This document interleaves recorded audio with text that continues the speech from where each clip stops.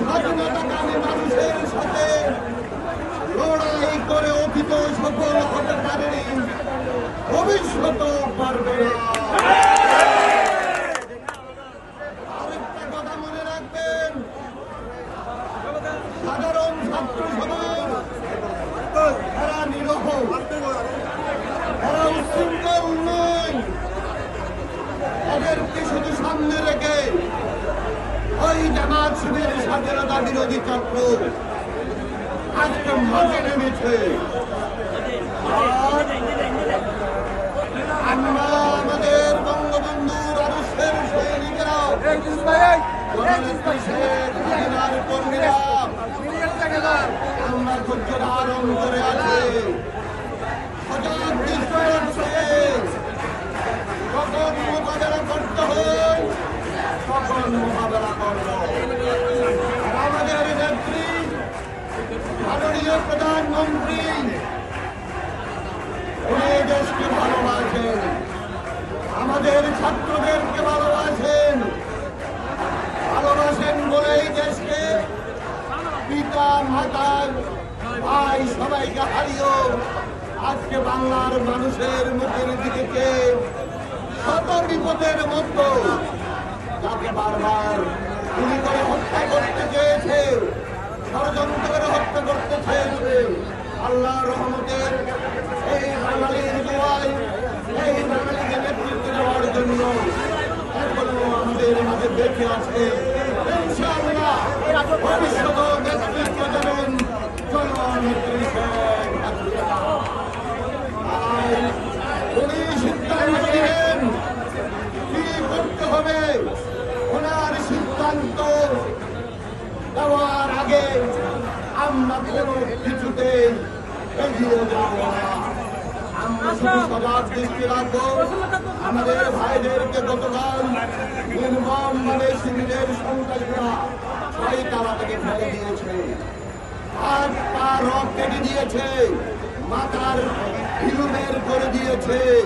এরা তারা আপনারা এদের শাস্তি দিতে হবে, এদের বিরুদ্ধে ব্যবস্থা দিতে হবে।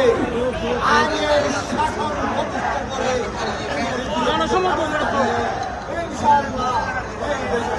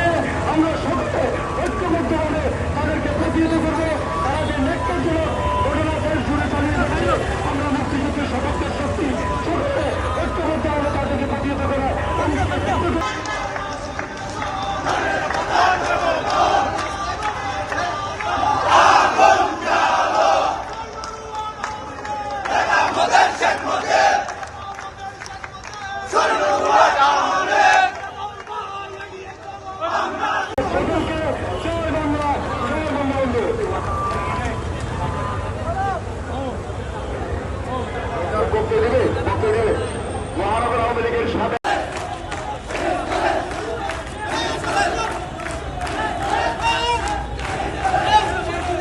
টান্দো টান্দো